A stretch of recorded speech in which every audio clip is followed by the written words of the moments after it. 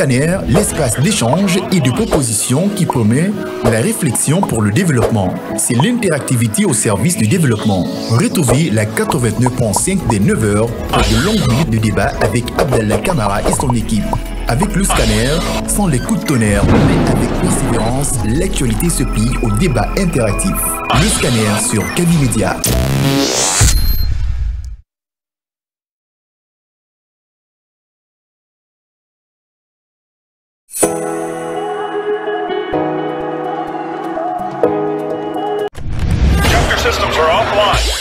Le Scanner, l'espace d'échange et de proposition qui promet la réflexion pour le développement. C'est l'interactivité au service.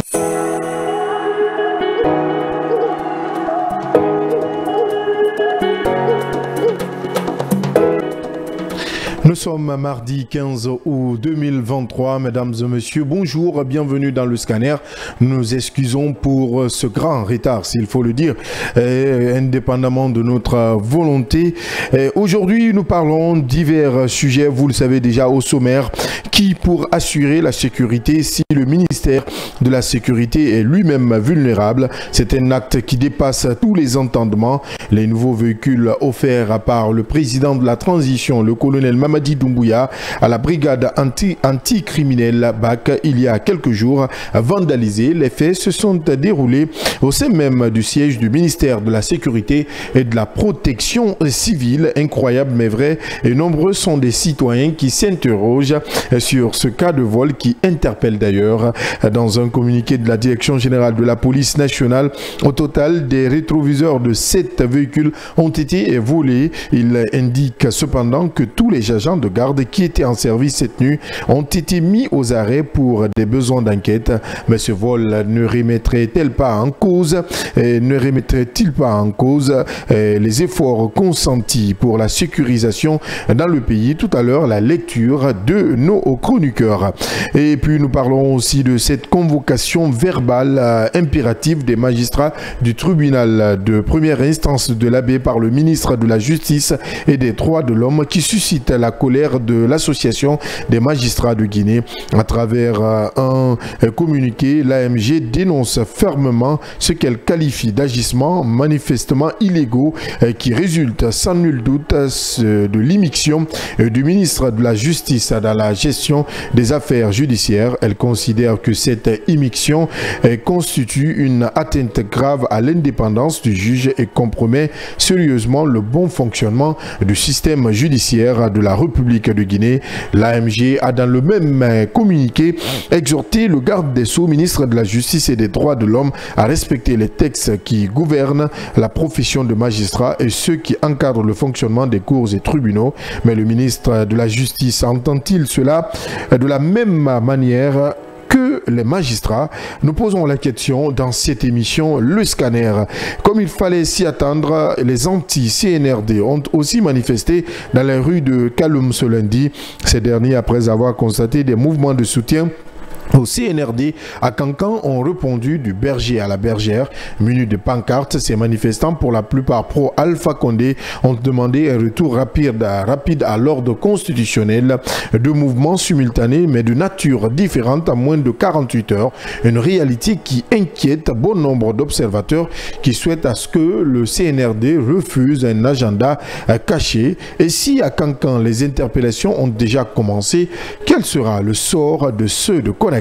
On en parle dans cette émission. Dans la dernière partie, nous recevrons notre invité et il va parler politique avec nous. Depuis le retrait de plusieurs partis politiques de l'ANAD, certaines de ces formations politiques ont décidé de voler sous les plumes de l'ANC, entendez l'Alliance nationale pour le changement. Mais pourquoi la création de cette alliance en République de Guinée, alliance déjà composée de 19 membres? Quels sont ses objectifs?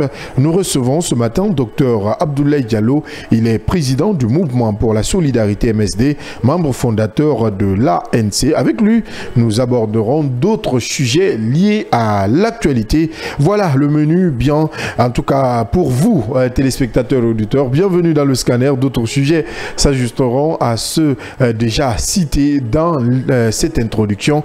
Installez-vous confortablement car vous êtes sur le média du développement.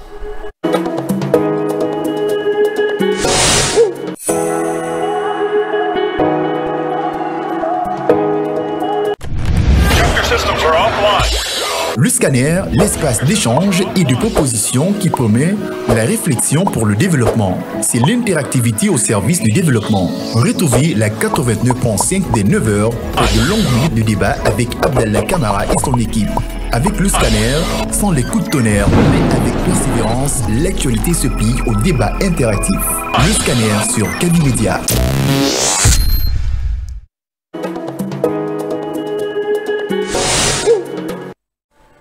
Vous nous écoutez sur la 89.5 en bande FM, vous êtes sur Kavi FM, vous nous regardez à travers Kavi Média ou sur notre page Facebook Flash Guinée Kavi Média ou sur Instagram, YouTube, vous avez fait le bon choix, vous êtes dans le scanner et bienvenue si c'est maintenant vous venez de nous rejoindre. Il est avec moi, celui, l'enquêteur, je le nomme l'enquêteur en chef de cette émission, malgré cette matinée très pluvieuse. Yaya Diallo, bonjour, toujours sur le terrain, il faut le dire. Ah oui, bonjour Abdallah et bonjour à toute la Guinée. Bonjour à Charles Wright. Le tout bouillant. Le petit président. Non, on va pas commencer par les attaques ce matin. Non, mais c'est pas une attaque, c'est le petit président à tout bout de champ qui peut appeler les magistrats, les interroger sur les jugements rendus. Je pense que au-delà d'une déception, Charles Wright devient véritablement... Il faudrait que monsieur l'enquêteur en chef se calme ce matin. Une catastrophe pour la République. On en parlera tout à l'heure dans cette émission, le scanner. Mais avant, on parle d'insécurité à Conakry quand ceux qui doivent nous protéger ne sont pas protégés. J'y arrive, j'insiste, quand ceux qui doivent nous protéger ne sont pas protégés. Alors là, c'est grave, c'est une question qui suscite assez d'interrogations. Je n'aimerais pas quand même tirer à boulet rouge sur le ministère de la Sécurité, mais ce qui s'est passé de ce côté hier, dans la nuit d'hier, à la matinée de dans la nuit d'avant-hier à la matinée d'hier, c'est vraiment étonnant, incroyable, jusqu'à dans la cour du ministère de la Sécurité. Yaya. Mais oui, c'est surréaliste ce qui se passe. Non, mais honnêtement. Non, mais oui, c'est quand même assez incompréhensible. Mais ça dénote encore une fois l'incurie de ce département qui est à volo, il faut le dire. C'est un département qui, à mon avis, n'est plus opérationnel quand nous prenons aujourd'hui l'insécurité qui gangrène notre société. On est à se demander à quoi vaut, disons, ce département de la sécurité et de la protection civile. C'est un département assez régalien, mais qui est vide de contenu, vide de sens. Non, je m'explique, non mais je m'explique. On va pas aller jusqu'à dire vide de sens. Non, la sécurité. Mais oui, c'est la sécurité. Non mais Yaya, oui, quand même. Mais oui. Je comprends ton indignation. Mais vous assistez, mais vous-même vous dites. Je pense que c'est sans commentaire ce qui s'est passé au niveau du ministère. Oui, sans commentaire quand même. Oui, oui. Honnêtement. Le ministère en charge de la sécurité, c'est lui-là, ce ministère qui est en charge de ta sécurité, de ma sécurité, de la sécurité de tous les Guinéens aujourd'hui. Lui-même n'est pas en sécurité. Lui-même est exposé à cette insécurité quand même indescriptible. Mais je tombe de nuit, mais je me dis que bienvenue en République de Guinée où le ministère de la sécurité est exposé à toutes sortes de vols. Et là, je me dis, bon, pour être encore plus sérieux sur cette question, je pense que il faut fuir là-dedans. C'est à se demander, puisque vous vous rappelez ici, même au niveau de la présidente de la République, sous Alpha, on avait assisté ici en cas de vol. Ouais, c'est la République de Guinée. On vole. Et puisqu'il y avait à la présidence, c'est compréhensif. Non mais là, c'est la présidence. C'est la présidence. C'est pas le ministère de la Sécurité. Mais quand même. À la présidence, c'est compréhensif. Moi, je ne peux pas comprendre. Donc, moi, je peux comprendre. Oui. Je respecte ton opinion. Moi, je pourrais comprendre si c'est la présidence. Mais je te parle là du ministère de la Sécurité et de la Protection civile. Ce n'est pas de l'argent dont on parle là. On parle des véhicules qui ont été offerts récemment par le président de la transition à la brigade anticriminelle. Ces véhicules qui siègent de ce côté ont été vandalisés. Pourtant, il y a des caméras de surveillance. Pourtant, il y a des agents. Oui, on parle ici d'arrestation de cette équipe de garde, mais C'est une suite logique. C'est une suite logique, Abdallah. Moi, je comprends un peu le processus qui consistait à dire, bon, ceux qui assuraient la garde à la veille de ce prétendu vol doivent s'expliquer. Doivent être ça peut être une supercherie hein, aussi. Voilà, donc, tu peux pas me dire que c'est une mise en scène. Mais on verra. Mais je pense que c'est quand même. Vous connaissez très bien le ministère de la Sécurité. Très bien. Et vous savez très bien que. Très bien. Moi, presque tous les Guinéens connaissent le ministère de la Sécurité parce que c'est là-bas où on obtient nos passeports. Moi, j'ai tombé de nuit quand j'y étais et je me suis rendu compte que dans la cour du ministère de la Sécurité, il y avait un passage pour tout le monde. C'est-à-dire que quelqu'un qui pouvait quitter vers Donka et remonter vers Koléa pouvait passer dans la cour ici. J'avais rendez-vous avec un ami. Oui, j'avais rendez-vous avec un ami, je vous le jure. Je suis très au sérieux. Tu es très gêné même. J'avais rendez-vous avec un ami. J'étais là. Je suis venu trop tôt. Je me suis pointé devant la cour. Je viens, je l'attends. Je regarde gauche à droite. Et c'est lui qui sort dans la cour comme ça. Il me dit, moi je passe par là. Je l'avais posé la question s'il y avait un passage au beau milieu de la cour du ministère de la Sécurité. Ah oui, même quand on était à l'école, on passait par là. Bon Dieu. Ça veut dire que c'est un lieu exposé à toutes sortes de dangers. Et c'est ce qui expliquerait que on ne peut pas, à mon avis, accuser, même si logiquement on peut comprendre que ceux qui assuraient la garde quand même ont leurs responsabilités là-dedans, mais on ne peut pas accuser quand même d'emblée ces gens-là d'être en partie responsables. Dès l'instant que la cour elle-même est un passage pour tout le monde, eh bien, je pense que ça sous-entend tout simplement que tout le monde peut être tenté, de s'en prendre au véhicule. Et ce qui m'étonne aussi, au moins j'aurais pu comprendre quand on me disait que c'est les véhicules qui ont été volés. C'est quelque chose quand même qu'on pouvait comprendre. Mais on dit ici, ce sont les rétroviseurs, le vitre rétroviseur. Je ne sais pas qu'est-ce qu'on vient faire. Mais c'est quand même... Est-ce qu'on peut parler de complicité? On peut parler de complicité et c'est pourquoi j'ai dit, jusqu'à preuve du contraire, on peut même dire que c'est, je pense que c'est quand même, c'est une comédie, oui. À tout bout de champ, c'est une comédie. Je ne peux pas comprendre qu'on puisse se permettre, quand même le ministère de la Sécurité, qu'on puisse être aussi négligent hein, et aussi défaillant jusqu'à ce point. Et là, je me suis dit qu'à chaque Guinéen, nous sommes alertés sur l'incurie ou la défaillance de ce ministère-là qui est en charge de la sécurité de tous les Guinéens. Chacun est alerté, que chacun puisse assurer sa sécurité à lui. Nous sommes dans un état où le ministère de la Sécurité lui-même est vulnérable et c'est assez malheureux. Très très malheureux. C'est une affaire que nous suivrons comme de lait sur du feu, il faut le dire. Parce que là, si au sein du ministère même de la sécurité n'est pas assurée, c'est vraiment déplorable. L'État doit prendre ses responsabilités. Le ministre Bachir Diallo, évidemment, doit aussi prendre ses responsabilités. Parce que quand même, à l'arrivée de ce ministre, nous avons quand même assisté à beaucoup de discours. Des discours qui, aujourd'hui, disons, qui restent vides de sens parce que sur le terrain, ce ne sont pas ce que nous voyons. Donc, il est important de sonner l'alerte, de dire à ce ministre de trouver des voies au moins qui puissent quand même nous éloigner de ces genres de situations parce que c'est un fait inédit. Hein. Moi, je le dis à qui veut l'entendre.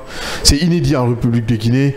Et je n'avais jamais assisté à cela auparavant. Oui, ça veut dire que c'est une association de voleurs au niveau du ministère de la Sécurité.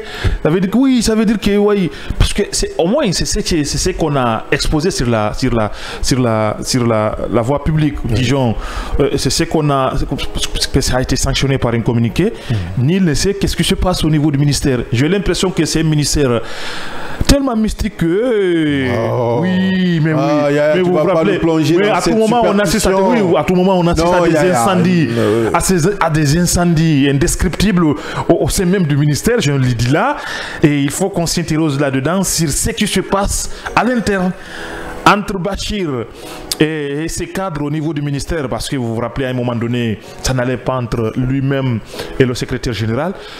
C'est une véritable... Donc rien ne va pour Bachir. C'est une véritable marée où il y a des crocodiles, où chacun est en train... Oui, où chacun... Un monde de crabes et de crocodiles. Oui, chacun est en train de tendre un piège à l'autre, parce que quand on parle du vol au niveau du ministère de la Sécurité, la responsabilité directe du ministre lui-même en question est pointée. Et là, c'est une façon de décrédibiliser et de discréditer. Et de la direction générale de la police nationale. Oui, évidemment, il n'est pas le seul. Ah oui, il n'est pas le seul. Il est le principal acte peut-être concerné, mais il y a des accessoires qu'il faut associer à ce problème. Puisqu'on nous dit et qu'on nous parle au niveau, c'est l'acte se passé au niveau du ministère de la Sécurité, au niveau de la direction nationale de la police.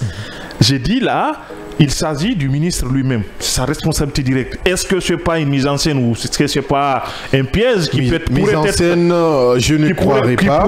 Qui pourrait être exécuté dans l'optique de nuire au ministre? Ça peut être une option aussi qui peut être possible. Ouais, alors là, une option dis, pas à écarter pour le moment puisque les enquêtes sont en cours. Mais puisque depuis longtemps nous assistons à ces silences coupables du ministre lui-même, parce que c'est lui qui était venu ici, qui nous avait chanté ici à Rossi-Lobodin que jamais on allait assister à des assassinats ici politiques impunis, jamais on allait assister ici à cette insécurité galopante qui avait complètement gangréné notre société. Et puis je dis là, jamais nous avons assisté à un tel scénario dans un ministère de la Sécurité dans notre pays. C'est sous Bachir Diallo, et l'histoire le retiendra, c'est sous Bachir Diallo que nous avons assisté à un tel scénario. Et je pense que c'est assez déplorable. Et là, il doit tirer les conséquences et, à mon avis, partir aussitôt. Oui, évidemment, quand j'ai vu quand même ce communiqué que la réalisation va nous proposer tout à l'heure, je me suis mis à sourire, hein, honnêtement. Dire que les agents qui étaient sur place ont été arrêtés et ouvertement, hein, le coordinateur général, tu le connais déjà, Abdul Sampil, Sampil, qui est de ce côté, qui a parlé, qui a à travers ce communiqué annoncé qu'il y a eu l'arrestation, Abdoulaye Sampil, j'allais dire, l'arrestation de ces agents qui étaient de garde.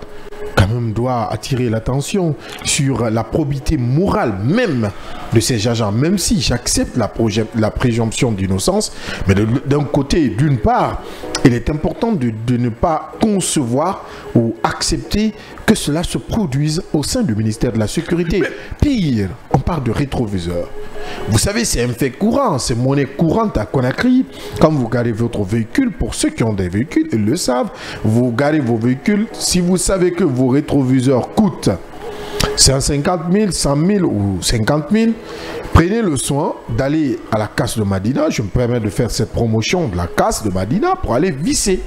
Parce que si vous ne vissez pas, vous allez vous retrouver même devant votre cou, enlever, dépouiller même de cela. Il y a des journalistes qui en ont été ça victimes. Se passe, il y a des citoyens lambda. Ça se passe au sud de tout le monde. Ouais. Mais dans l'enceinte du ministère, comment est-ce qu'on peut enlever des rétroviseurs de 7 véhicules avec des caméras de surveillance, avec une équipe de garde? Mais là, il y a un problème. Il y a un véritable souci au-delà du vol. Il y a un véritable souci au sein de nos forces de sécurité. Là, il faut le reconnaître. C'est là la solution. La dernière fois, on faisait des propositions de solutions au ministère des Infrastructures, des Travaux publics et autres. On les a dit, il faut informer la population s'il y a des averses. Alhamdoulilah, ce message est tombé dans les oreilles de plein de personnes. Aujourd'hui, hier, quand même, j'ai vu sur la page du ministère cette alerte disant aux usagers d'éviter telle route, tel pont. Oui, ça c'est tombé dans de bonnes oreilles. Aujourd'hui, il est aussi important dans le recrutement des agents de sécurité, des forces de l'ordre, ainsi de suite, de vouloir de peser surtout sur la probité morale. Et de l'autre côté, c'est comment ces policiers sont entretenus. Est-ce qu'aujourd'hui, un policier, à travers son salaire, peut vivre? Parce que pour combattre la corruption, pour combattre l'impunité, il faut aussi mettre ces agents dans des conditions que nous pouvons quand même accepter. Mais nous ne pouvons pas rester dans ce carcan, dans cette plage de dénonciation, sans pour autant penser à des propositions de solutions. Oui, les propositions de solutions. C'est important de le faire. Comment proposer une solution quand il s'agit même, c'est les acteurs eux-mêmes, les premiers acteurs eux-mêmes sont dans cette situation de mafia. Au niveau du ministère de la Sécurité, nous savons très bien qu'il y a un important dispositif de sécurité qui existe. Les caméras de surveillance. Et c'est cela. Et c'est pourquoi j'ai dit qu'on se trompe dans ce pays-là. comment se fait-il que le ministère de la Sécurité soit aussi exposé, et je suis tenté de me répéter, à un tel vol? Je n'arrive pas à croire cela. Je suis complètement abattu parce que je me dis là, c'est la Guinée qui est aujourd'hui complètement démasquée du point de vue sécurité. Ça veut dire tout simplement que nous n'avons pas une politique sécuritaire digne de ce nom. Quand on est incapable, en tant que premier responsable de la sécurité de tout un pays, quand même surveiller 7 véhicules et des surcroît qui s'y trouvent dans la cour du ministère lui-même.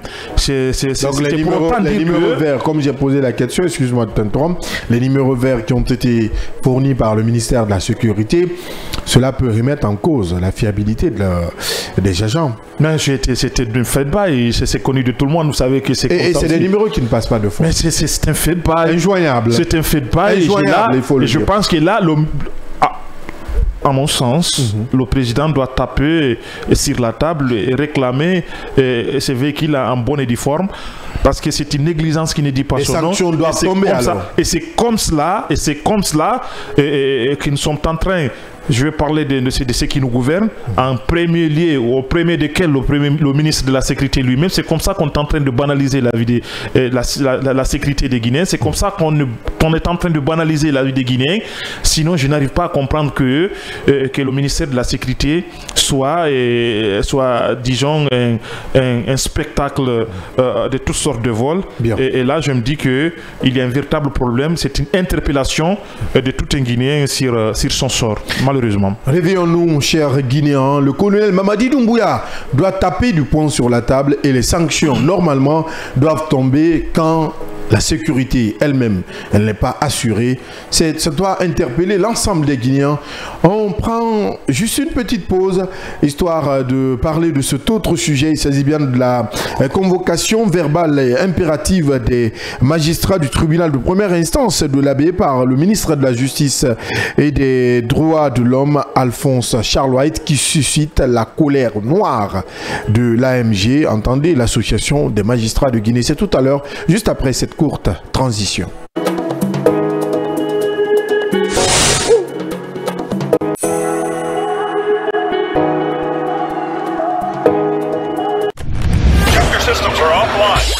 Le scanner, l'espace d'échange et de propositions qui promet la réflexion pour le développement. C'est l'interactivité au service du développement. Retrouvez la 89.5 des 9h pour de longues minutes de débat avec Abdallah Kamara et son équipe.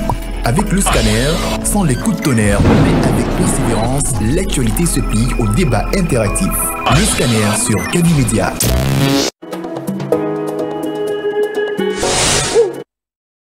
Merci une fois encore de nous suivre sur Kavi Média, Kavi FM, la 89.5 sur l'ensemble de nos réseaux synchronisés sur Facebook, Flash Guinée, Kavi Média.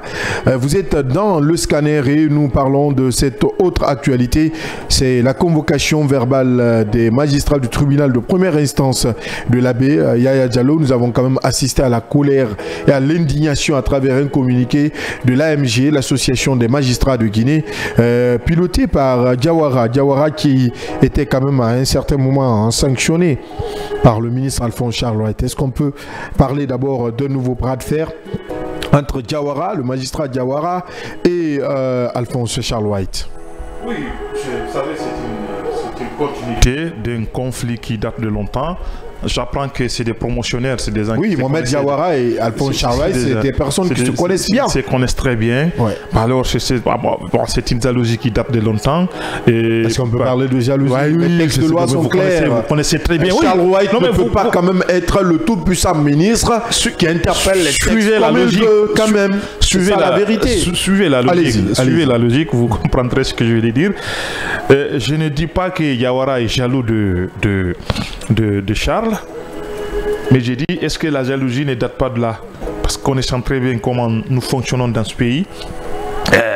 Alors, j'apprends beaucoup de choses de ce côté, mais bon, on s'intéresse au sujet. À la réalisation déjà, je pense que Vaba a reçu tous les dossiers. On a les dossiers, on a d'abord la convocation. C'est une convocation qui a été adressée à ces magistrats de se rendre au plus tard le 16. Ouais. de se présenter au plus tard le 16. Voici la lettre de convocation. La lettre de convocation indique dûment que ces magistrats devaient se rendre. Mais le motif n'est pas mentionné. Vous-même, vous pouvez le lire, vous pouvez le voir, vous pouvez voir sur la lettre que le motif n'est pas mentionné. Pour rétorquer, ces magistrats ont quand même émis un autre document pour dire, oui, si la réalisation ne suit, avec une justice qui s'écrive, si la réalisation ne suit, de ce côté, ils vont voir que les magistrats, pour rétorquer, ont amené un autre document. Dans ce document, pour dire, attention, nous, on accepte de se présenter, mais indiquer les motifs. Vous voyez, c'est écrit, nous avons accusé réception de votre lettre de convocation en date du 14 août 2023 à nous présenter le 16 août 2023 sans aucune précision de motif. C'est pourquoi nous vous prions de bien vouloir nous préciser explicitement les motifs réels des dites convocations à l'effet pour nous de mieux préparer notre défense. Nous vous prions en plus de nous accorder un délai d'une semaine dans le but de préparer notre déplacement. Nous savons compter sur votre parfaite compréhension. Et ça, cette lettre est adressée à l'inspecteur général des services judiciaires. Oui, parce que la convocation, ces magistrats doivent se rendre à l'inspection générale des services judiciaires.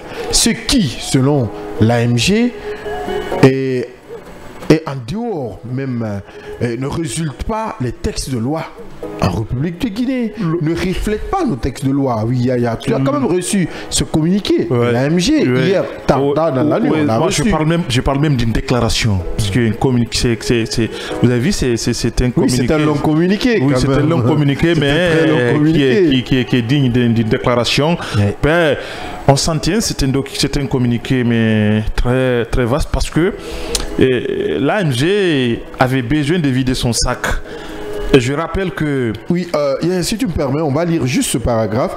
Dans le communiqué, il est indiqué fort malheureusement, c'est avec une profonde inquiétude que l'AMG constate de façon récurrente et désobligeante l'immixtion de monsieur le ministre de la Justice dans la gestion des affaires judiciaires en donnant des instructions ou en exprimant publiquement ses opinions en lieu et place des procureurs sur des dossiers pendant devant les cours et tribunaux en violation flagrante du Code de procédure pénale, notamment en son article 8 alinéa 3 qui dispose, je cite, toutefois afin d'éviter la propagation d'informations parcellaires ou inexactes ou pour mettre fin à un trouble à l'ordre public, le procureur de la République peut d'office ou à la demande de la juridiction d'instruction ou des parties rendre public des éléments objectifs tirés de la procédure ne comportant aucune appréciation sur le bien fondé des charges retenues contre les personnes mises en cause. Ce comportement, fin de citation, ce comportement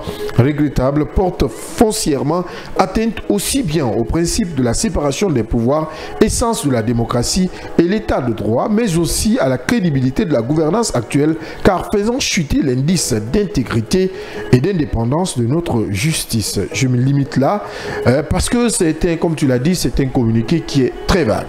Très vague. Oui, parce que ils ont voulu éviter leur sac. Et je pense que, comme l'a dit la chanteuse, entre Charles et l'association, entre Charles et les magistrats, on va tomber. Forcément. Oui, forcément, parce que là, on est face à nous, un ministre de la Justice qui pense tout contrôler et qui n'interprète la loi qu'en sa faveur.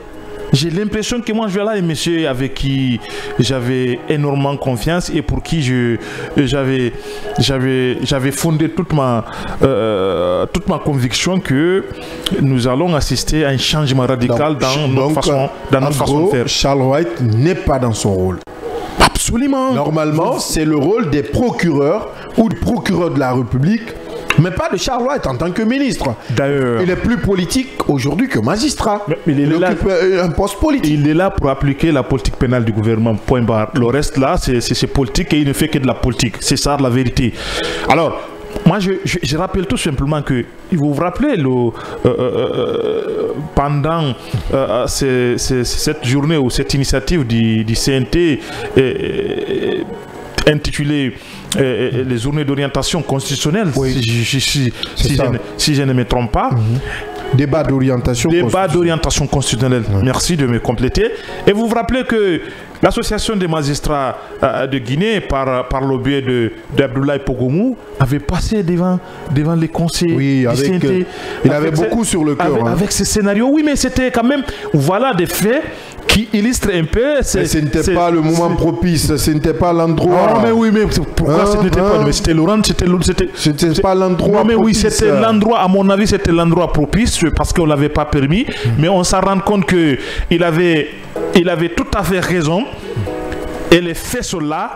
Parce que quand le monsieur parlait d'une désacralisation de la justice, de la théâtralisation, si je ne prononce pas bien. De la théâtralisation de la justice guinéenne. Si je ne prononce pas bien. C'est ça, une théâtralisation. La théâtralisation de la justice guinéenne. Évidemment, il l'a dit. L'infantilisation de la justice guinéenne. Oui. Et j'en passe.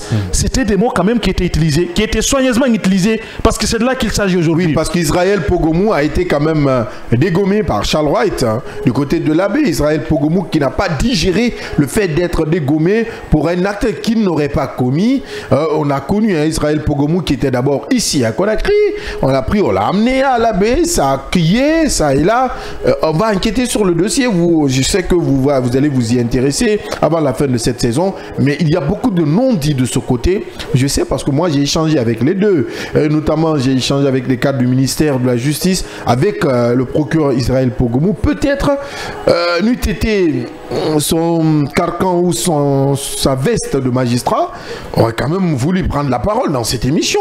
Aurait pu, peut-être qu'il va prendre la parole. Oui. Je ne sais pas. On va voir avec les articles et les textes de loi s'il pourra prendre la parole de ce côté pour s'exprimer sur ce sujet. Un sujet brûlant où il y a quand même des non-dits. Honnêtement, je sais de quoi je parle. Il y a des non-dits sur ce cas. Et jusqu'ici, Israël Pogomou n'arrive pas à digérer cela. Et Charles Wright même l'a dit dans une de ses interventions. Il dit qu'après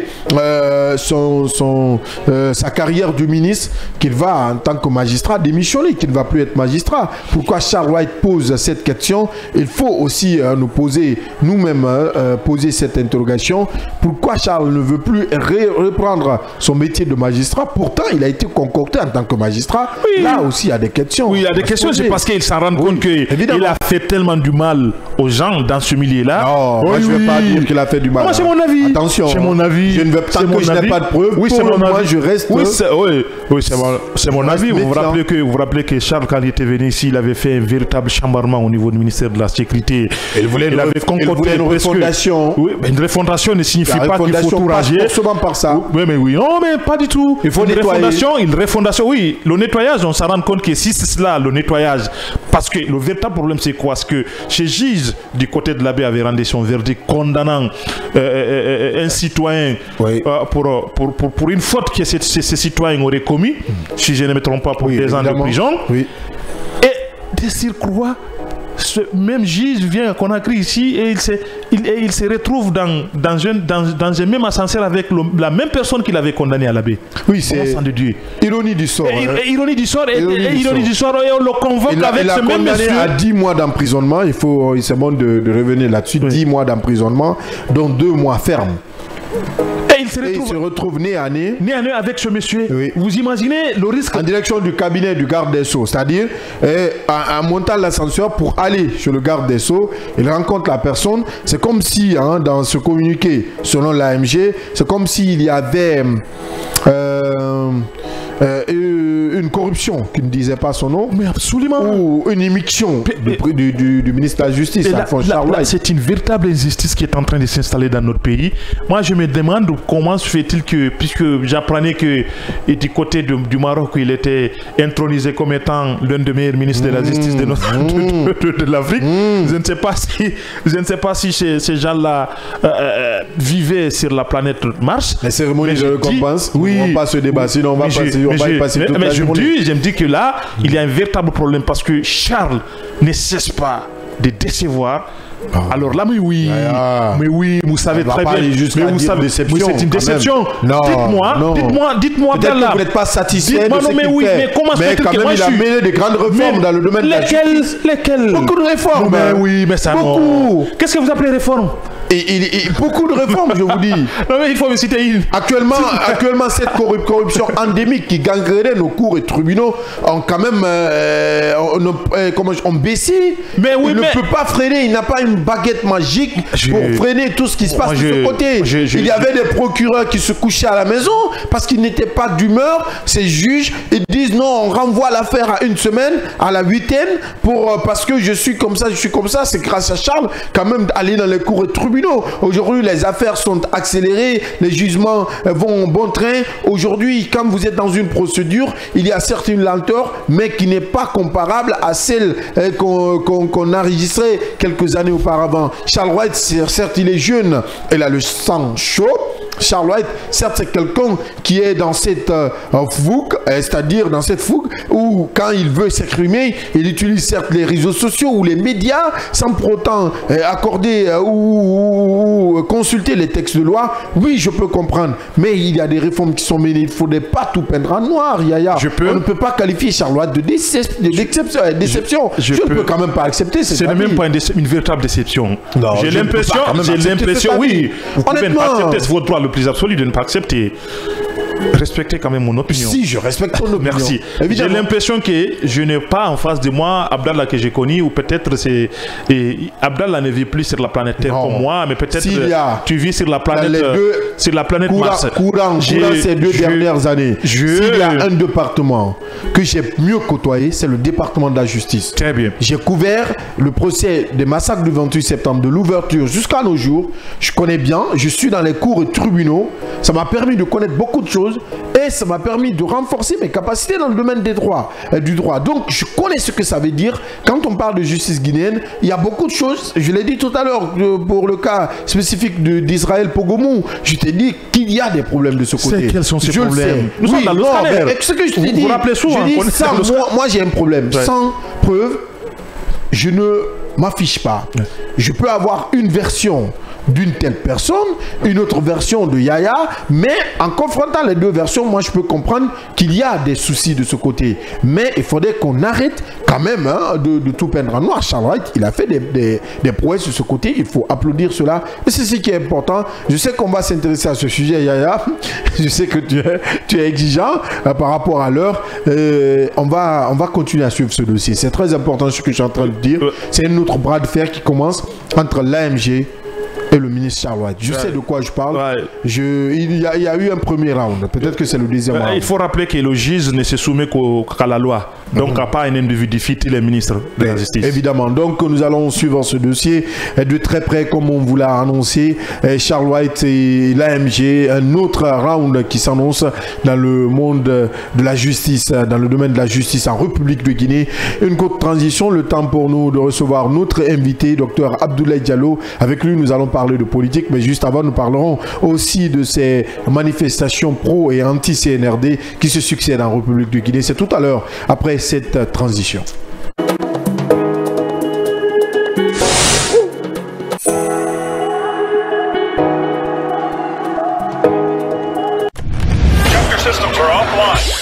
Le scanner, l'espace d'échange et de proposition qui promet la réflexion pour le développement. C'est l'interactivité au service du développement. Retrouvez la 89.5 des 9h pour de longues minutes de débat avec Abdallah Camara et son équipe. Avec le scanner, sans les coups de tonnerre, mais avec persévérance, l'actualité se plie au débat interactif. Le scanner.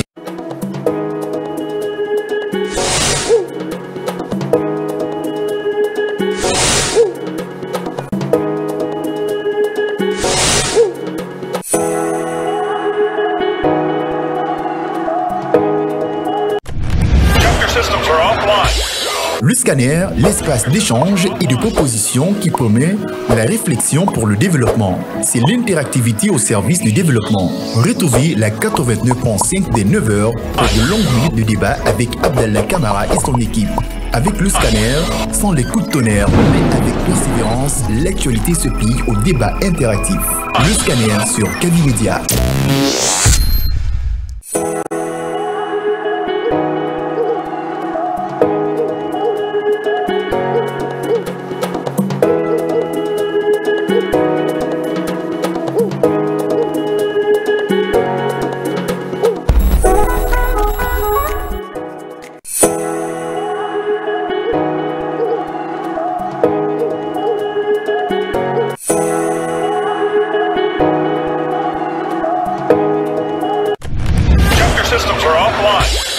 Le scanner, l'espace d'échange et de proposition qui promet la réflexion pour le développement. C'est l'interactivité au service du développement. Retrouvez la 89.5 des 9h pour de longues minutes de débat avec Abdallah Kamara et son équipe. Avec le scanner, sans les coups de tonnerre, mais avec persévérance, l'actualité se plie au débat interactif. Le scanner sur Kavi Media.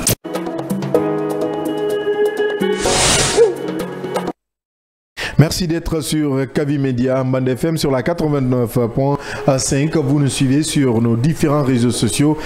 Flash Guinée, Kavi Media sur Facebook, sur Instagram. Vous pourrez nous suivre à travers Kavi Media ou sur siaminfo.com. C'est notre site internet et là, vous pouvez regarder cette émission en direct. Vous êtes dans le scanner et nous sommes dans la dernière partie de cette émission consacrée au débat constructif sur le média du développement. Je vous l'annonçais, Yaya, à l'entame, ces mouvements de soutien pro et anti-CNRD qui se succèdent en République de Guinée. Le premier mouvement à Kankan, hier à Conakry, c'était des pro-Alpha Condé qui se sont réunis pour demander un retour rapide à l'ordre constitutionnel, voire même un retour dans son fauteuil de leur champion, le professeur Alpha Condé. Si de l'autre côté, le ministre Charles White intente des actions judiciaires ou des procédures judiciaires contre les manifestants du côté de Kankan, quel sera le sort de ceux de Conakry? Voilà la question que nous nous posons dans cette émission, le scanner.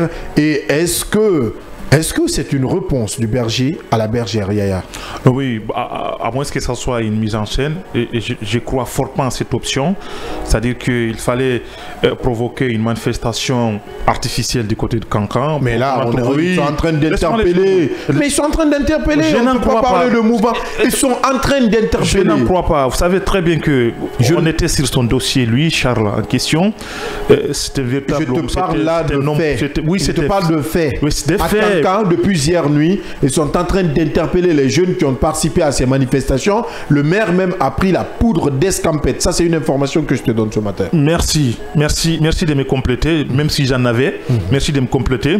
Donc on ne peut pas parler de mise en scène. Monsieur le chef de file, j'ai dit c'est des arrestations politiques jusqu'à date. S'agissant de... parce qu'on avait déjà évoqué cette question hier, je pense que les jours à venir nous édifieront sur cette question. S'agissant de ces manifestations spontanées qu'on avait assistées du côté de Kaloum, on verra bien ce qui va se passer. Mais à mon avis, ce n'est pas quelque chose de nouveau. Et à longtemps, beaucoup de responsables du RPG l'ont dit ici au fort, qu'Alpha reste de mer un président ne serait-ce que imaginaire. Parce que, à mon avis, ce qui est palpable, Mamadi Doumbouya reste demeure le président de la République. Bien. Donc, de la transition. Le président de la transition. J'insiste, le président de la transition. Le président de la transition, mais on verra très bien qu'est-ce qui est en train d'être fait de ce côté-là pour qu'il soit éternellement président. C'est une option à ne pas écarter. Et de l'autre côté, j'ai dit, on verra très bien ce qui se passe parce que ceux qui ont manifesté du côté de Kaloum, ils ont manifesté à visage découvert. C'est des gens qui sont connus de tout le monde. Oui, même à Kankan. Oui, c'est des gens qui ont... Mais sauf que c'est des manifestations qui sont opposées. Si c'est quelqu'un qui est connu pour son combat politique. C'est des manifestations qui sont opposées. Si à Kankan, les gens manifestent parce qu'ils veulent que Mamadi reste aussi longtemps ad vitam aeternam au pouvoir, de l'autre côté, de l'autre côté, on manifeste pour que Alpha revienne en tant que président élu, fit-il pour un troisième mandat, qu'il revienne au pouvoir et continue de diriger la Guinée. S'agissant de cette question de sûreté de la vie, c'est une évidence, il ne faut pas qu'on se voile la face. Aujourd'hui, on a envie de dire qu'Alpha Kafissa, c'est toi qui le dis. Mais non, oui, parce que vous êtes un journaliste aguerri, vous savez très bien que dans les marchés, que disent nos mamans dans les marchés, aujourd'hui, cette question-là, c'est une question qui semble échapper à Mamadi Doumbouya. Merci pour Mais là, je dis que véritablement, je suis malheureux de le dire. Je suis malheureux de le dire. Pour ce qualificatif. Je suis malheureux de le constater. Je suis malheureux de le constater, mais aujourd'hui, il faut le dire, aujourd'hui, le panier de la ménagère s'érode du jour au jour. Eh bien là, on se demande à quel sens ouvrir, malheureusement. Comme tu l'as dit. Non, je relate les faits. Allez, je comprends déjà. C'est Yaya, un tout autre Yaya que je rencontre dans ce studio, sur ce plateau. Ce matin, il est déjà confortablement installé. Lui, c'est notre invité de ce matin. Il est homme politique, médecin de profession, s'il faut le dire. Il est membre fondateur de l'ANC, l'Alliance nationale pour le changement, dirigée par Hamidou Bari, ex-membre de l'Alliance Alliance nationale pour l'alternance et la démocratie, ANAD, dirigée par Cellou Dalein Diallo. Monsieur Diallo, bonjour, bienvenue sur ce plateau et dans cette émission. Bonjour. J'aimerais poser cette première question, puisque ce n'est pas la première fois qu'on se rencontre sur un plateau de télé. Aujourd'hui, par rapport à cette question de manifestation pro et anti-CNRD, est-ce qu'il fallait s'y entendre? De toute façon, vous savez, tous les faibles du monde dirigent par incident interposé. C'est le cas de Mamadi Doumbouya. Donc, pour moi, le CNRD, c'est la continuité du RPG. Parce que n'oubliez pas que le CNRD a déplacé par 2 fois un avion pour Alpha Condé. Et je ne vois pas pourquoi on enferme les ministres, on laisse le président. Donc c'était prévisible. C'était prévisible. Vous pensez que c'est un simple montage? C'est un montage. Vous n'y croyez pas? C'est un incident qu'on a créé pour s'aimer les Guinéens. Et ils font ce qu'ils veulent. Alpha avait dit qu'il fallait réduire la masse salariale de 5%. Mamadi est venu, il a réduit de 13%. Bon. Il a mis 12 000 personnes à la retraite. Il a stoppé la vente des médicaments alors que le pays n'est pas couvert officiellement partout. Ainsi de suite, il y a beaucoup de choses qu'il a fait pour appauvrir le peuple, pour appauvrir la population, pour déstabiliser l'économie nationale. Oui. Voilà. Oui, l'autre question, c'est que tu es très impatient, mais l'autre question, l'ANC, on parle de l'ANC, vous êtes membre fondateur. Je vous ai reçu dans une des émissions sur une chaîne concurrente où vous nous avez dit que vous n'aimez pas être dans des coalitions, dans des alliances. Vous savez, au niveau de... Pourquoi ce changement, docteur? Au niveau de choses Il faut rappeler qu'il était au niveau de la Corède. Hein. Au niveau de MSD... C'est lui qui l'a dit, qu'il n'aime pas les coalitions, qu'il ne veut pas dans une alliance. Vous savez, le parti politique est déjà une institution de la République qui cherche à dominer la scène politique et diriger le pays. Bon, mais les Guinéens sont habitués à ce que si tu n'es pas avec Alpha, forcément tu es avec Cellou. Donc le ministère s'en est accommodé. Donc il s'adresse rarement aux partis politiques, mais aux coalitions. Donc pour exister, il faut être dans une coalition. C'est dans ce cas. Mais je ne me dissous pas. Oui. J'ai une conviction, j'ai une formation, j'ai une éducation.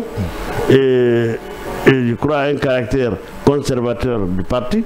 Ça, je ne m'en ai pas avec quelle que soit la coalition dans laquelle nous sommes. Donc si vous avez parlé ce jour que vous n'aimeriez pas vous retrouver dans une coalition, c'était pour dire tout simplement que ce ne serait pas une coalition dirigée par Alpha Condé ou par Cellou Dalein Diallo, si je vous... Non, nous sommes habitués à ce que les gens soient derrière quelqu'un, les partis politiques, dans une coalition. Et dans la coalition, en fait, c'est une évolution.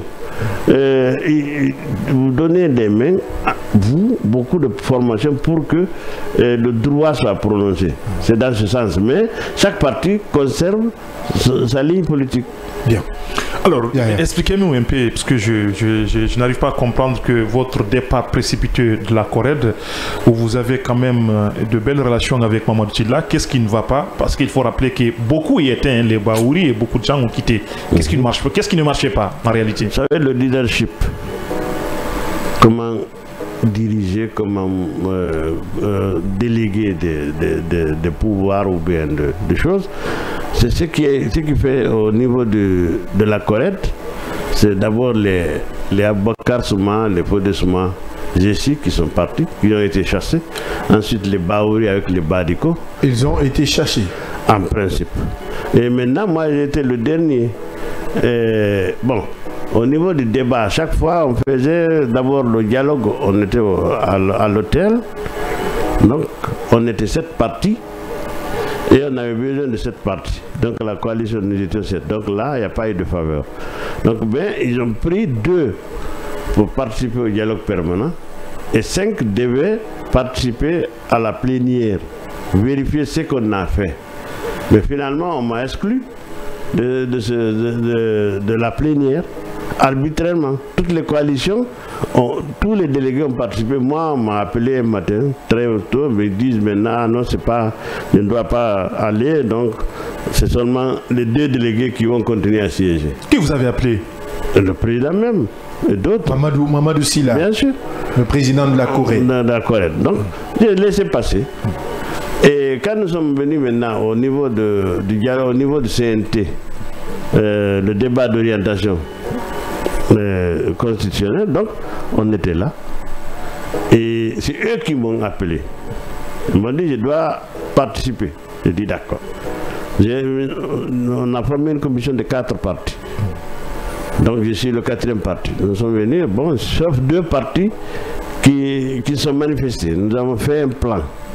Dr Dos a dit que lui n'a pas le temps, il doit enseigner. Donc moi je dois aller au palais pour représenter la Corède. J'ai fui annoncé pour prononcer le discours. Et ce jour-là, le matin très tôt, le président de la Corède m'appelle pour dire que donc c'est comment est-ce que je vais aller. Bon, je savais qu'il manigançait quelque chose. Donc finalement, à l'heure où je devais parler, c'est un autre qui est venu parler au nom de la Corède. Incroyable. Sans vous informer. Rien. Même le président du CNT n'était pas informé. Et le secrétaire général qui gérait les interventions était très étonné. Il dit comment c'est-il possible? Finalement, le lendemain, j'ai parlé au nom de ma formation politique et j'ai décidé de ne plus être avec la Corède. Donc c'est ce qui a occasionné votre départ de la Corède. Oui, absolument. Même si officiellement, vous n'avez pas voulu dire ça aux médias. Si, je l'ai dit. Chaque fois, j'ai intervenu par 2 fois au niveau des médias pour dire non, j'ai quitté. Et j'ai envoyé une lettre de démission. Oui, pas votre lettre de démission, mais ce qui s'est réellement passé, le fond. Bon, le fond, c'est quand on m'interroge, comme ça, je relate. Ouais. Et c'est ce qui s'est passé. Ouais. Évidemment. Oui, donc là, on peut dire tout simplement que c'est Mamadou Sylla, c'est Mamadou Sylla qui gère la Corède comme bon lui semble. Non, je ne dis pas ça, mais de toute façon, il fait ce qu'il veut. Ils ont une équipe là-bas qui gère. Un cercle restreint. Un cercle restreint à eux. Ouais. Donc ils sortent qui ils veulent. Ils ont commencé par les faux décements. Ensuite, ils ont sorti les Baour et les Badiko. Moi, c'est Baour qui m'avait envoyé au niveau de la Corède. Je lui avais dit non, c'est pas bon. Il dit non, viens. Donc il m'a convaincu, on est resté, il est parti avant moi. Alors, de là, vous êtes... Excuse-moi cette question. Vous avez parlé des partis qui ont été chachés. Bien sûr.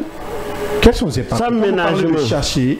Parce que bon, l'autre là, Jessie de Aboubakar. Donc on les a chassés sans ménagement. Chassés comment? Parce que vous le trouvez dans une coalition, et je pense qu'il y a des statuts et règlements. On ne peut pas quand même dire à un parti, on ne veut plus te voir là. Bien sûr. Mais en Guinée, vous savez, on ne fait pas ce qu'on dit et on ne dit pas ce qu'on fait. C'est comme ça. Ils ont été chassés. Comme moi aussi j'ai fui, chassé, c'est comme ça. Bon, vous estimez que vous avez été chassé? Vous estimez que vous aviez été chassé? Bien sûr. Bien sûr. Parce qu'ils ont créé des conditions pour qu'on ne travaille plus ensemble. C'est ça. Donc ce qui a occasionné votre départ de la Corède. Absolument. Oui, Yaya. Alors, de la Corède, vous êtes au niveau de l'ANC. Je dois préciser que vous êtes un des membres fondateurs de l'ANC. Oui. En sa tête, Hamidou Bari, est-ce que vous avez pris toutes les dispositions pour connaître un peu de l'homme, de son parcours, de sa probité, pour ne pas que vous vous retrouviez dans la même situation que la Corède? Non, doucement. Vous savez, avec Hamidou, on était déjà dans le CPP ensemble. Nous avons travaillé ensemble. Tous les fondateurs de l'ANC, on se connaissait. Il y a eu des contacts, on était dans les mêmes commissions, on a travaillé ensemble. Donc en fait, ce n'est pas ici le leadership qui est important, c'est la place qu'on occupe, le respect dans les discussions, dans les débats qui est important. Parce qu'en fait, l'expression politique, c'est au sein de ma formation politique. Maintenant, le reste, c'est des positions de la prise de position en faveur de l'état de droit qui doit fonctionner avant que les partis ne s'exercent. Alors, l'ANC est composé de plusieurs formations politiques. Bon, on a 19 au total. 19 en dehors de vous et de quelques 2 partis. Les autres sont totalement méconnus de la place publique. On parle d'un parrain. On parle d'un parrain au niveau du gouvernement qui parraine votre alliance. Qu'est-ce que vous répondez par rapport à cette... À ma connaissance, non. Mais écoutez, nous sommes en débat. On peut passer par le gouvernement et accéder au pouvoir. On peut passer par l'opposition, ou bien par ceci, par cela. L'important, nous voulons travailler et faire travailler des gens autour de nous au bénéfice de tout le monde. Est-ce que c'est avec le gouvernement? Ce n'est pas important. Est-ce que c'est hors du gouvernement? Ce n'est pas important. L'important, c'est que nous avons un projet de société, un programme de gouvernement. Disons, nous sommes des conservateurs en ce qui concerne le MSD. Et c'est dans ça que nous allons évoluer jusqu'à la prise du pouvoir et l'exercice du pouvoir au bénéfice du peuple de Guinée. Nous sommes dans si vous me permettez, nous sommes dans une phase transitoire et depuis le 5 septembre, nous sommes dans une transition dirigée par Mamadi Doumbouya. Au début, il avait tenu un discours ici qui avait rassuré presque tous les Guinéens. Aujourd'hui, nous sommes dans une situation disons de méfiance parce que le dialogue quand même stagne. Alors, qui est en train de stagner. Nous avons une bonne partie de notre classe politique qui n'y prend pas part. Au niveau de votre coalition, dites-moi quelle est votre position par rapport d'abord à la tenue de transition. Vous savez, la transition, elle se déroule. Bon, Mamadi a été ovationné quand il est venu. Pas par la terreur de son discours en quelque sorte, mais le fardeau que représentait Alpha Condé et son régime. C'est quand le Guinéen s'est retrouvé hors de ce fardeau, c'est ce soulagement-là qu'on a exprimé, satisfaction. Donc, et on attendait voir ce que Mamadi lui-même va faire. Mais attention, la corruption de notre société est telle que c'est pas facile de prévoir un développement harmonieux. Quand vous prenez la vendeuse d'arachides, elle peut vous vendre des arachides d'une semaine et elle dit c'est bien. Les vendeurs de Koukalama, donc les ignames de 3 jours, ils disent c'est Kalama toujours. Donc, quand il voit le médecin qui a peur du patient, de lui dire le diagnostic, le journaliste, bon, tout le monde travaille pour un besoin de survie, un besoin de retraite et un besoin de renommée. C'est ce qui nous pousse tous à travailler. Donc, mais est-ce que vraiment on a un message, on veut un message, et on provoque un dialogue sans corruption? Non, je ne crois pas. Donc, il faut qu'on revoie. Il faut qu'on travaille avec l'éthique et la déontologie. Est-ce que cette équipe devant nous est capable de faire ça? Quel que soit l'homme qu'on met à un poste de responsabilité, c'est pas là le problème, mais qu'est-ce qu'il va faire là-bas? Est-ce que appliquer la société civile, c'est toi et moi dans l'exercice du métier et de la profession? Donc c'est l'éthique et la déontologie. La société politique aussi, c'est toi et moi dans le vivre ensemble. C'est l'application des lois de la République. Observons-nous tous, chacun dans son travail et dans son fort intérieur. Est-ce que sommes-nous capables sommes-nous satisfaits de la façon dont vivent les Guinéens?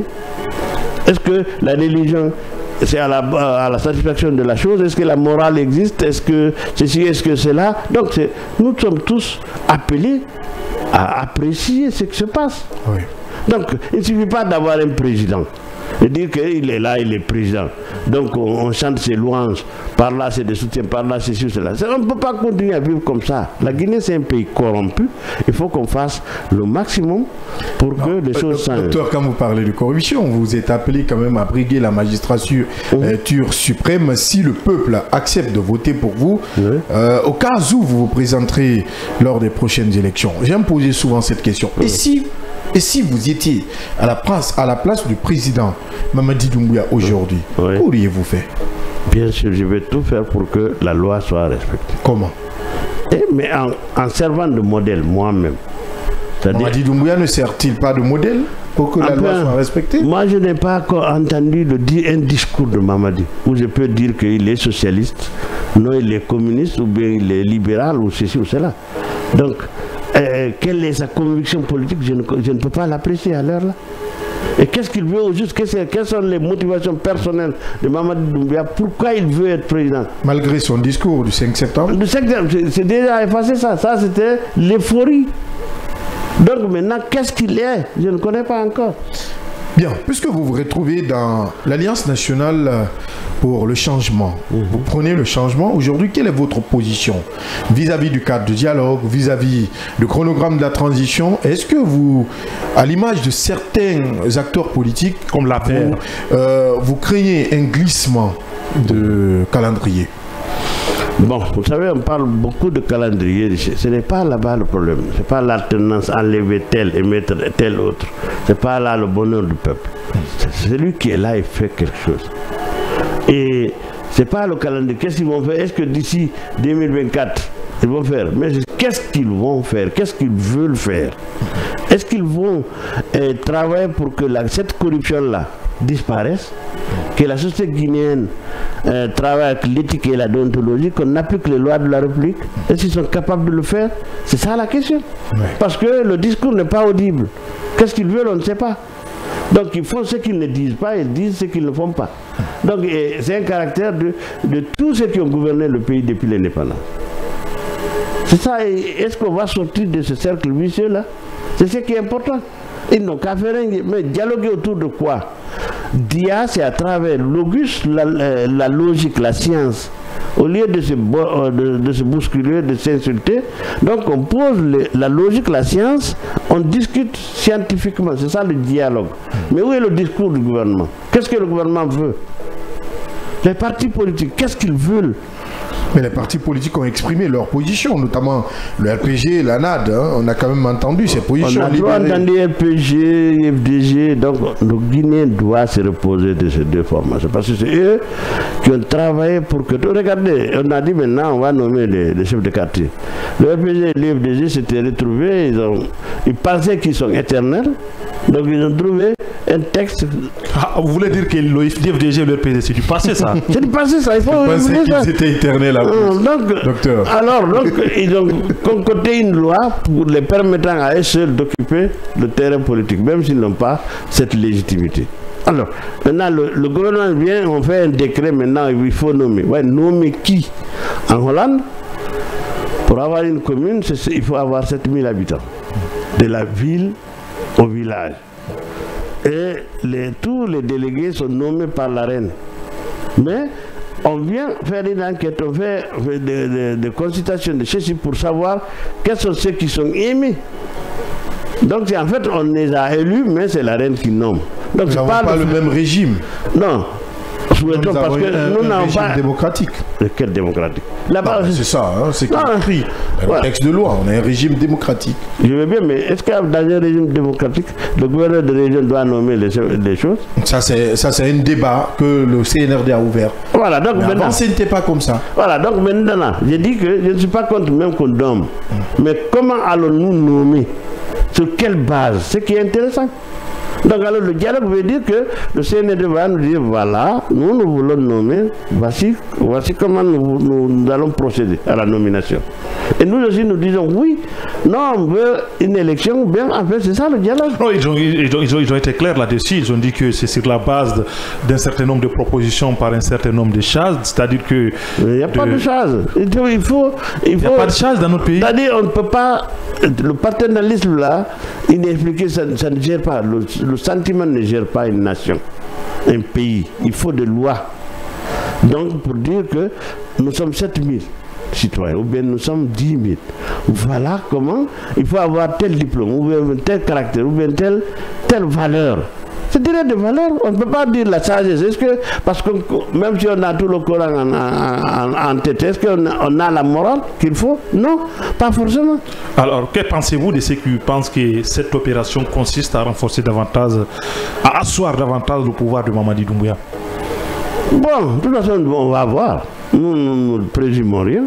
Nous attendons qu'il proclame le dialogue et nous allons intervenir. Est-ce que l'ANC est prêt à participer au cadre de dialogue interguinéen déjà? On a formé l'ANC, c'est pour ça, c'est pour participer au cadre de dialogue.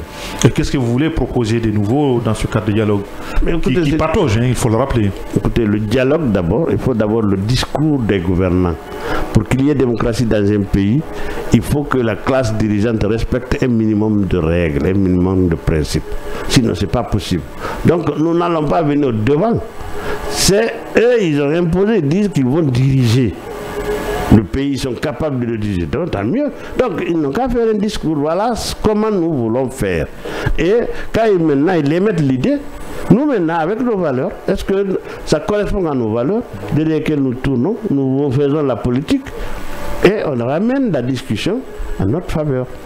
Mais ce n'est pas nous qui sommes à l'exécutif. Donc ce n'est pas nous qui proposons. Ce n'est pas le CNT qui doit faire la Constitution. C'est des spécialistes de droit. On a dans la société guinéenne des gens qui sont spécialisés pour le droit. C'est eux qui doivent proposer le texte à l'exécutif. L'exécutif l'apprécie et le dépose au législatif pour ça. Et le président promulgue. C'est comme ça que ça se passe. Ce n'est pas au niveau du CNT que le débat devait être. Mais puisqu'aujourd'hui, on est en train de parler de dialogue et tout, il y a des alliances quand même qui sont politiques et d'autres qui sont électorales. À l'ANC, est-ce une alliance politique ou une alliance électorale? C'est-à-dire, à la veille des élections, choisir au sein de l'alliance un représentant qui va aller au nom de l'ANC. Ou une association des circonstances. Bon, on n'a pas discuté dans ces détails, mais vous savez... Non, c'est important, docteur, de savoir si c'est une alliance politique ou une alliance électorale. Mais ça mène à la même chose. C'est-à-dire on va s'associer pour promotionner chaque formation politique de l'Alliance. Pour que chaque formation, donc, par exemple, moi je suis de Tougué, ou bien j'ai des amis à Massanta, j'ai vécu là. Donc, alors, vers là-bas, j'utilise mes alliances et mes amitiés pour la promotion de l'ANC.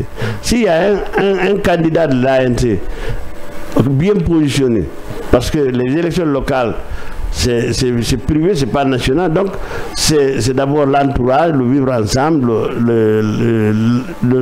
l'efficacité de l'individu par rapport au milieu. Donc je vais céder volontiers un candidat à moi au profit d'un candidat de PCDIC qui est là-bas, qui peut être mieux. Parce qu'on partage, donc on se découvre d'abord et on s'entraide. C'est ça le but. Donc, que ce soit électoral, c'est politique. Que ce soit politique, tout mène à la politique. Parce que ce n'est pas le gâteau. En fait, quand par exemple nous voulons soutenir le PCDIC, le PCDIC c'est un parti peut-être socialiste. Donc, c'est surtout les ouvriers, les projets sociaux, les logements sociaux, les transports, ainsi de suite, qu'ils veulent. Mais il y a un détail. Bon, par exemple, la justice, l'éducation, on peut avoir nous notre position. Et on se met d'accord avec le parti, s'ils sont à la commande, donc voilà comment on va discuter la politique. Voilà comment l'éducation. Nous proposons que l'enfant rentre à l'école à l'âge de 5 ans. De 0 à 5 ans, il reste qu'avec les parents, pas de jardin, pas de ceci. Bon, et ils acceptent ça. Donc nous les soutenons avec nos députés à l'Assemblée, tant qu'ils respectent cet accord. C'est ça l'accord politique. C'est pas dire que quand toi tu es chef, tu me donnes combien de préfets et combien de ministres. Ça c'est des gâteaux qu'on partage. C'est comme ça nous voyons. Donc, quelle que soit l'association des partis, il faut que nos valeurs soient défendues par la formation au pouvoir. Oui, c'est bien beau d'entendre des discours. C'est aussi émouvant d'écouter vos projets de société. Mais une autre question, est-ce qu'au sein de l'ANC, il y a toutes ces formations politiques au nombre de 19 ont déjà participé à une échéance électorale en République de Guinée? Par exemple, le MG n'a jamais participé à une échéance. Votre parti? Ouais. Jamais? Jamais. Parce que nous pensons que ce n'est pas participer le problème. Et nous estimons que c'est d'ailleurs que les formations politiques qui ont participé aux élections qui ont mené la Guinée à ce gouffre-là dans lequel nous sommes. Parce qu'ils n'ont jamais voulu... Mais docteur, excusez-moi de vous interrompre. Si vous ne compétissez pas, comment vous pourrez mesurer votre force politique si vous ne compétissez pas? Votre poids politique. Votre poids politique. Bon, vous savez, il faut être réel. C'est-à-dire? C'est-à-dire, le RPG est au pouvoir pendant 11 ans. Qu'est-ce qu'ils ont apporté à la société guinéenne? Rien. Le RPG est un ancien parti qui s'est beaucoup battu. Il s'est battu en quoi faisant? Pour accéder à la magistrature. D'une manière peu orthodoxe. C'est pas parce qu'ils veulent l'application de la loi, c'est du favoritisme, du sentimentalisme, du fanatisme. C'est ça. Et l'UFDG, c'est la même chose, plus du fatalisme. Dire que ah non, c'est sûr, c'est là. Donc, ça ne mène pas. Il faut que les gens, d'abord, il faut que celui qui est à la tête de l'information doit avoir une formation. Il doit avoir une éducation. Il doit avoir une conviction. Vers ces qualités-là, il attire le peuple. Ceux qui adhèrent à ces positions-là sont avec lui. Il gagne la majorité positive. Donc il dit la Guinée selon des valeurs. Comment l'islam doit être. Comment ici, bon, vous voyez, le CNRD nous faut revenir au fétichisme, à l'animisme. Bien sûr. Donc, ça ne marche pas. On ne peut pas revenir à la préhistoire. Donc, qu'est-ce qu'ils veulent? Alors, ce n'est pas être au pouvoir, avoir des ministres, avoir des véhicules, mais les valeurs derrière lesquelles la formation politique est cantonnée. Qu'est-ce qu'ils veulent au juste? Le RPG ne nous a jamais dit, parce qu'ils disent qu'ils sont socialistes. Et ils diminuent le salaire des fonctionnaires. C'est contradictoire. Bien, je rebondis sur ce que vous venez de signaler. C'est la question de développement en République de Guinée. Vous êtes sur un média de développement. Aujourd'hui, si vous étiez président, quels seront les différents axes sur lesquels vous allez vous baser pour mener le pays à un développement rapide? Vous savez, d'abord, il faut réconcilier les Guinéens. Non, on n'est pas en guerre. On n'est pas en guerre. Mais la Guinée n'a jamais connu de guerre. Mais c'est le tissu social. Le pouvoir, ce n'est pas les réalisations forcément économiques. C'est donner la capacité aux Guinéens de créer la richesse. Parce que, à côté du gouvernement, c'est-à-dire, vous savez, le carré de l'hypoténuse est égal à la somme des carrés des deux autres côtés. De l'angle droit. L'angle droit, c'est quoi? La verticalité du gouvernement et l'horizontalité des citoyens. Il faut que ça fasse un angle droit. Donc, il faut permettre donc à la population de créer la richesse, de créer le bonheur, d'entreprendre. Ce n'est pas venir dicter. En quoi faisant? Écoutez, mais la liberté, c'est-à-dire, combien de Guinéens ont faim? Presque la totalité. Ceux qui ont le moyen de manger n'ont pas le temps de manger. Tous les ministres, les grands commerçants, tous les gens qui ont le moyen, ils sont en train de courir non-stop derrière un objectif pas précis. Il faut donner du temps donc à ceux qui ont le moyen et donner les moyens à ceux qui ont le temps. C'est le premier pas vers la réconciliation nationale. Et ça, on n'a pas besoin de sentiments. Donc il faut que les Guinéens s'apprécient, qu'on court derrière des valeurs. On est 95% de musulmans, donc 100% de croyants. Donc ce n'est pas les fétiches. On a changé le haine dans Guinée avec Kakilambe. Non, on ne peut pas revenir sur ce débat. Hein. Non, mais attention. Ce débat, oui, parce que ça c'est le masque Nimba. Mais ça ne peut pas freiner le développement d'un pays. Ça freine le développement. Parce que, bien sûr, parce que c'est on court derrière quoi? Il faut que vous soyez satisfait. Vous êtes ici à la radio, vous courez derrière quelque chose. Soit l'argent, donc, ou bien vous exprimez vos idées, vous êtes content du débat. Oui, nous voulons faire de la radio autrement. Autrement, voilà, je veux bien. Mais c'est derrière ces valeurs-là que vous courez.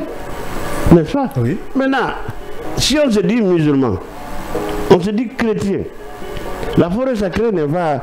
c'est de l'animisme, mais c'est une école, c'est une morale. Et on revient maintenant au fétiche. C'est contradictoire. Ça déjà, moi je trouve, comme président d'un parti conservateur, je trouve que c'est pas bon. Vous voyez, toutes les droites européennes, vous prenez Donald Trump par exemple. Quand vous parlez de conservation, conserver la société comme elle est. Le conservatisme, qu'est-ce que vous entendez cela? Qu'est-ce que vous entendez par là, conservateur ou conservatisme? Parce que c'était nouveau dans notre pays, dans le paysage politique de notre pays. Mais la Guinée, toutes les autres idéologies ou doctrines, c'est des doctrines importées, disons. C'est le socialisme, c'est le libéralisme. Jamais on avait entendu du conservatisme. Expliquez-nous un peu, qu'est-ce que c'est? Vous savez, si vous prenez tous les gens qui se disent libéraux là, ils ne peuvent pas vous définir c'est quoi le libéralisme. D'abord, vous savez, la société a évolué avec les prophètes et les préceptes des livres saints jusqu'à la Renaissance. Quand les chrétiens ont exagéré avec les tribunaux d'inquisition, quand tu es malade, tu dis tu es malade, on te condamne. On dit que Dieu connaît que tu es ici et que tu es malade, s'il veut, tu vas guérir. On refusait à ce que les gens partent se soigner. Donc, combien 1% des chrétiens ne savent pas ce qui est écrit dans la Bible? Donc c'est cet obscurantisme, le comportement de clergé qui a poussé les gens à mettre hors l'Église. Et là maintenant sont nés les deux préceptes d'abord. C'est-à-dire l'ordre établi, les conservateurs, c'est-à-dire Dieu, les prophètes, le pape, les prêtres, ça c'est le clergé. Et maintenant les laïcs, ceux qui vont négocier au marché, avoir des femmes, ainsi de suite. Les laïcs, c'est les chrétiens catholiques qui peuvent aller au marché. Donc c'est comme ça qu'on a gouverné le monde. Maintenant d'autres disent que non, nous, on ne s'occupe pas de Dieu. Si les patrons peuvent créer des entreprises et faire travailler des gens, c'est que le nombre de travailleurs dépasse, c'est-à-dire le travail dépasse le capital. Donc il faut, même si l'ouvrier ne peut pas avoir une villa comme le patron, mais il doit avoir un logement social. Même s'il ne peut pas avoir une voiture, il peut avoir un transport organisé. Donc transport en commun. Donc c'est comme ça, et on les a appelés les socialistes. C'est les deux courants qui auraient existé tout le temps et ont mené à la société partout dans le monde. Donc la droite, les conservateurs, donc c'est eux qui croient en Dieu, qui prennent les bourgeois, les clergés et les aristocrates et ils créent la société. Ensemble. Donc maintenant les socialistes prennent les ouvriers, la droite et la gauche. Maintenant c'est venu de ce qu'on appelle les libéraux. Et ils disent, ils ne s'occupent pas de Dieu. Tant pis pour les ouvriers. Mais c'est la loi du marché qui commande. C'est-à-dire, si l'offre et la demande, si vous envoyez vos pommes de terre au marché, vous trouvez beaucoup de pommes de terre, vous vendez, vous pleurez, vous rentrez. Si vous trouvez qu'il y a peu de pommes de terre, vous vendez, vous êtes satisfait, vous rentrez. Okay? Ça suffit pour régler le problème. C'est ce que vous appelez conservation. Non, ce n'est pas ce que j'appelle, c'est ce qui est conservateur. D'accord. Partout dans le monde, tous les conservateurs du monde croient en Dieu, sauf la droite française. À cause de la guerre entre jacobins et catholiques, donc les protestants. Vous voyez, un protestant n'a jamais été président de la France. Jacques Delors, l'autre, Léonard Jospin, par exemple. Ils viennent tous, mais au finish, il y aura toujours quelque chose qui les bloque. Donc la France n'aime pas parler de religion, tellement qu'il y a eu des guerres religieuses, ça a détruit la société française. Sinon, toutes les autres droites à travers le monde sont des droites qui Dieu, la religion, et s'occupent de tout. Bien. Oui, il y a la dernière question. Oui, la dernière question, vous semblez taper sur l'IFDG, le RPG. Alors, en 2 mots, dites-moi, parce que vous avez longtemps vécu avec Cellou, on nous apprend depuis qu'il était Premier ministre, donc vous l'avez côtoyé. Alpha, certainement, puisque vous êtes un des mastodontes de la politique guinéenne, lui aussi vous l'avez politiqué. En 2 mots, dites-nous, qu'est-ce que vous pensez de ces 2 hommes politiques? Ils ont fait leur temps, c'est des êtres humains. Ils ont eu beaucoup de bonnes actions et ils ont eu beaucoup de mauvaises actions. Ils ont assez d'amis et beaucoup d'ennemis. C'est normal. Mais leur temps est passé, ils doivent céder. Ils ne peuvent plus, ils ne peuvent faire mieux qu'il avait. Cellou ne peut jamais avoir la popularité. Et l'autre là, il n'a pas pu exploiter sa popularité à la satisfaction de la population. Bon, il a été reçu 1001 fois. Il a créé combien d'embouteillages et tout ça, mais ça n'a pas servi à grand chose. Vous appelez ça embouteillage? Bien sûr. Bon, Alpha, il a eu tous les honneurs. Quand tu prenais, en 2010, si tu prenais les photos des 24 candidats, seul Alpha avait la carrière d'un homme d'État. Donc, il a vécu 60 ans en France. Donc, normalement, il n'est pas marqué ethniquement. Il n'est ni Soussou, ni Peul, ni Malinké, en principe. Donc, mais il est venu parce qu'il n'avait pas la formation requise et l'éducation requise. Donc, il a fait n'importe quoi. Donc, il ne peut jamais avoir cette occasion encore. Donc, il doit céder s'il veut la paix. C'est comme Sidia, par exemple. Sidia, c'est un homme que tous les Guinéens, la classe moyenne guinéenne, tous les Guinéens qui voulaient vivre de leur propre sueur, Aimé Sidia, mais il n'a jamais fait un discours politique. Il n'a pas pu rassembler, il n'a pas pu exploiter cette popularité-là. C'est comme Lansana Kouyaté. Il a été le premier intellectuel apprécié par tous les Guinéens qu'on a nommé Premier ministre. Et il n'a rien fait. Quand il a été Premier ministre, il n'a pas pu convaincre le Guinéen. Donc ces quatre-là, pour moi, tout ce qu'ils font maintenant en politique, c'est perdre du temps. Ils ont eu leur temps et leur occasion, ils n'en ont pas profité. Donc il ne faut pas qu'ils continuent à nous emmerder. Bien. Et c'est ce même temps qui nous manque dans cette émission. On aurait bien voulu prolonger le débat avec vous parce que ça fait plaisir de vous écouter, de vous entendre parler de toutes ces personnes, de tous ces hommes politiques, sans langue de bois. C'est ce que j'aime chez vous, Dr Abdoulaye Diallo. Merci d'être passé dans cette émission. J'espère vous revoir très bientôt, peut-être en septembre, pour parler d'autres actualités. Merci Yaya Diallo, l'enquêteur en chef qui est...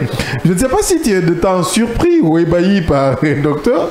Vous savez, ce que j'aime chez lui, c'est qu'il est l'un de rares, voire le seul homme politique qui parle sa langue de bois, c'est qu'il pense qu'il dit. Et c'est très important. C'est ce qui nous manque dans nos pays. Évidemment. Donc merci à l'équipe technique du jour, à la régie télé Vabako Ivogi, l'homme à tout faire, à Sanso Robert Kourouma, Salif Bangoura, Melika Sita Outaek, la seule fille, même la seule dame de cette équipe. Réalisation Michel Ouamounou, production Alpha Silla. À la radio, nous a accompagné Mamadou Diallo, Mohamed Yatara qui était aux manettes même ce matin, Kandé Sankon, et le tout chapeauté par notre direction technique, le directeur technique Omar Diallo. On se reprend demain pour d'autres actualités. Vous étiez dans le scanner. On se reprend demain, même fréquence, avec la même énergie. D'ici là, restez en compagnie des programmes de Kavi Média, le média du développement.